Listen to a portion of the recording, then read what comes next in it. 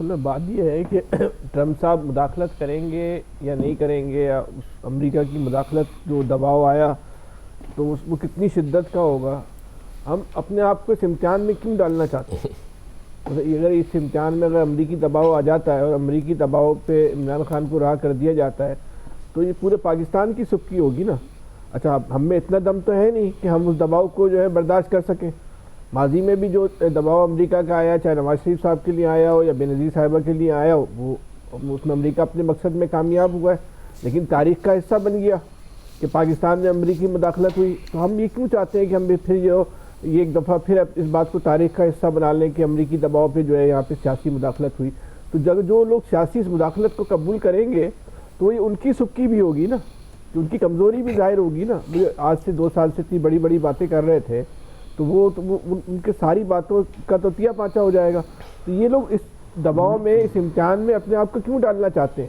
تو زیادہ بہتر نہیں ہے کہ اس کے بغیر ہی جو ہے پہلے یہ معاملات کو جو حل کر لیا جائے، طے کر لیا جائے، بہتر کر لیا جائے؟ اور یہ بہتری کوئی امریکی مفاد میں تو نہیں ہے۔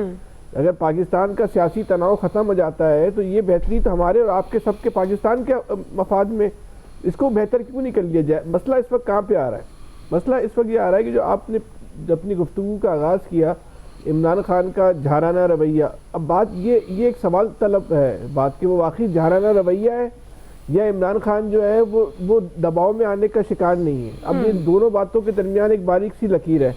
اس کو آپ جھارانہ رویہ بھی کہہ سکتی ہیں، آپ یہ بھی کہہ سکتی ہیں کہ عمران خان جو ہے وہ دباؤ میں نہیں آ رہے، جیسے ماضی میں جب ڈیل اسٹیبلشمنٹ کرتی رہی ہے سیاستدانوں کے ساتھ تو اسٹیبلشمنٹ نے اگر سیاستدانوں کو ریلیف دیا ہے تو اپنی شرائط پر دیا ہے، اپنی مرضی پر دیا ہے، اپنے نکات پہ اپنی پچ پر آ کے جو ہے سیاستدانوں سے جو ہے وہ ڈیل کروائی ہے، اور اس میں اسٹیبلشمنٹ 100% کامیاب جو رہی ہے۔ اس وقت اگر عمران خان جو ہے جس کو آپ جھارانہ کہہ رہی ہیں کسی کی نظر میں وہ دباؤ میں نہیں آ رہے، اگر ڈیل نہیں ہو پا رہی تو اس کا ایک پہلو تو یہ بھی ہے نا کہ عمران خان جو ہے وہ دباؤ میں نہیں آ رہے۔ عمران خان جو ہے اب وہ سامنے والے کی شرائط پر جو ہے وہ ڈیل نہیں کرنا چاہ رہے، وہ کہتے ہیں اب ڈیل ہوگی تو میری شرائط پر ہوگی۔ دیکھیں ڈیل میں سبکی نہیں ہے، ڈیل میں سبکی اس کی ہوگی جو کمزور پوزیشن پر ہوگا۔ بھائی جب لڑائی 2 فریقوں کے درمیان ہے، اسٹیبلشمنٹ کے درمیان اور عمران خان کے درمیان، بیچ میں تو کوئی فریق نہیں ہے، تو جو ڈیل ہونی ہے تو انہی کے درمیان ہونی ہے۔ اب یہ تو ایک غیر منطقی بات ہے کہ بھائی اسٹیبلشمنٹ سے کیوں بات کر لی، تو بھائی جس کے ساتھ جو سامنے ہم پلہ ہے، جو مقابلے میں، اسی سے بات کرنی ہے نا۔ جو جنگ کے کھلاڑی ہیں انہی میں بات ہوگی نا۔ اب بلا وجہ حکومت سے تو بات نہیں ہو سکتی کہ وہ تو اس پورے کھیل کی کوئی کھلاڑی نہیں، 11ویں کھلاڑی سے تو بات نہیں ہوتی کہ میچ میں کس طرح بالنگ کرانی ہے۔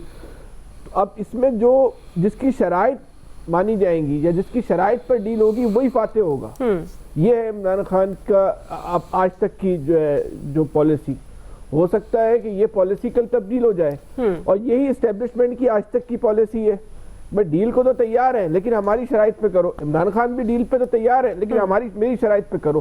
تو شرائط کس کی مانی جائیں گی، کون پیچھے جھکے گا، کون جو ہے وہ دبے گا، کون فاتح رہے گا، یہ تو آج کی تاریخ میں فیصلہ نہیں ہو سکا۔ لیکن ماضی میں ہوتے رہے، سیاستدانوں نے جو ہے وہ دباؤ میں آ کے اپنی شرائط دوسرے سامنے والے کی شرائط پہ فیصلہ کیے۔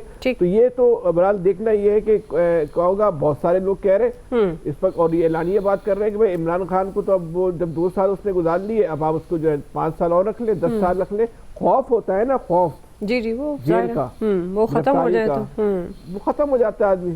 جب وہ خوف ختم ہو جاتا ہے تو پھر تو گیم آپ کے ہاتھ سے نکل جاتا ہے۔ آپ نے عمران خان کا خوف زرداری کا مقابلہ کریں گے کہ نہیں؟ اب آپ جو ہے اس کو کیا زرداری کی جیسی جیل تھی نا، وہ 5 اسٹار ہوٹل والی جیل تھی عامر صاحب، اس جیل کا خدا کے لیے اس جیل سے تقابلی جائزہ مت لیں۔ اس جیل کی تو داستان ہم ٹی وی پر بیٹھ کے، مجھے آپ کے دل کا اندازہ ہے کہ دل کے پپولے اٹھ پڑے، میں نے چھیڑا اسی لیے ہے، دعا ٹاس ہی کرا دو میں نے آپ کو، آپ کے دل کی حالت کو سمجھتے ہوئے میں نے تاریں ہلائی ہیں تھوڑی سی۔ اس کو دعا دیکھیں، اعتدال کی بات یہ ہے کہ اس کو یوں کر لیں دونوں کے پپولے پھوٹ پڑے، یہ اعتدال کی بات ہو جائے گی۔ ٹھیک ہے جی الیاس صاحب، جو ہے نا حیرت ہو رہی تھی کہ کس قسم کے تجزیے میں کہاں جا رہے ہیں، تو ذرا چھیڑ خانی کر کے تھوڑا سا سیٹ کروں آپ۔ الیاس صاحب کس قسم کے تجزیے میں کہاں جا رہے ہیں؟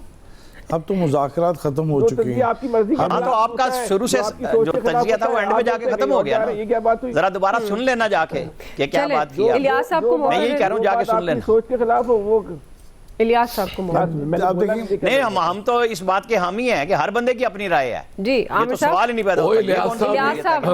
الیاس صاحب بھی پروگرام میں سارے بات کی نہیں ہے ایشو کہ ہر آدمی کی ہر رائے امپورٹنٹ بات یہ کہ ہر آدمی کی رائے کا احترام. یار الیاس صاحب بھی جمہوری رائے رکھتے ہیں، ان کو بولنے دیں. کسی کی اپنی رائے اور اس کا احترام ضروری ہے. بالکل آپ کی بات درست ہے. جی الیاس صاحب. سر ہم الیاس کے ساتھ ساتھ محمد الیاس بھی پروگرام کرتے ہیں. جی جی اور وہ شکریہ. یہ جان بوجھ کے کرتے ہیں آپ میرے ساتھ. جان بوجھ کے الیاس صاحب کسی دن آپ احتجاج کریں. یہ پلان کر کے آتے ہیں. ہاں ایگزیکٹلی. جی الیاس صاحب دیکھیں جی، مذاکرات تو رک گئے، سارا سسٹم اب دوبارہ ہو گیا. تو اس میں دیکھی نئی چیز ہے کہ یہ ایک سب سے بڑی جو چیز آئی ہے کہ پی ٹی آئی ایک دفعہ دوبارہ اپنی جو طاقت ہے کھوئی ہوئی جو 26 نومبر کے بعد تھی اس کو دوبارہ ریگین کر رہی ہے. اب ری اسٹرکچرنگ کی ہے پارٹی کے اندر ری اسٹرکچرنگ کی ہے، خاص طور پر کے پی میں جو سسٹم ہے کہ پولیٹیکل سسٹم علیحدہ، یعنی کہ گورنمنٹ کو علیحدہ کر کے پارٹی علیحدہ. تو یہ اب ایک نیا ایک اچھا ہے سسٹم کہ گورنمنٹ کی جانب سے یہ بھی نہیں کہا جا سکے گا کہ جی گورنمنٹ کی وہ سپورٹ لے کے آتے ہیں جس طرح چیزیں لے کے آتے ہیں. تو وہ ایک چیز ہے کہ ابھی تک اسلام آباد تو نہیں آ رہے، سوابی جا رہے ہیں جلسہ، لیکن پورے ملک میں جو کرنے کے لیے خاص طور پر پنجاب میں پچھلی مرتبہ انہوں نے دیکھا تھا پنجاب میں اس طرح کی نہیں ورکر اس طرح متحرک نہیں تھے، لیکن انہوں نے پارٹی کے لیڈر بدلے ہیں. دوبارہ ایک ہلچل مچی ہے کہ پارٹی کو دوبارہ کریں، کارکنوں کو ایکٹیویٹ کریں اور لے کے ساتھ نکلیں. تو آج سے جو ہے وہ شروع ہو گیا اس پر کام.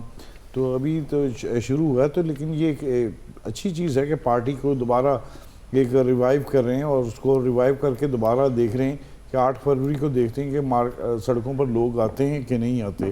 اب یہ ایک نئی چیز اسٹریٹجی ہے ان کے بانی پی ٹی آئی نے اپنائی ہے اور اس کے لیے یہ دیکھنا پڑے گا کہ اب ان کے اسٹریٹجی کے اگلے کیا محرکات ہیں کہ کس طرح موو لے کے آتے ہیں اپنی.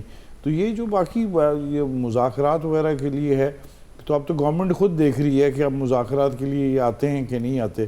گورنمنٹ تو اب ان پر الزام لگا رہی ہے کہ یہ خود ہی بیٹھ گئے ہیں.